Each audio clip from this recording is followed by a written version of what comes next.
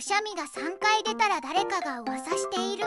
身体の反応が霊的メッセージと捉えられていました。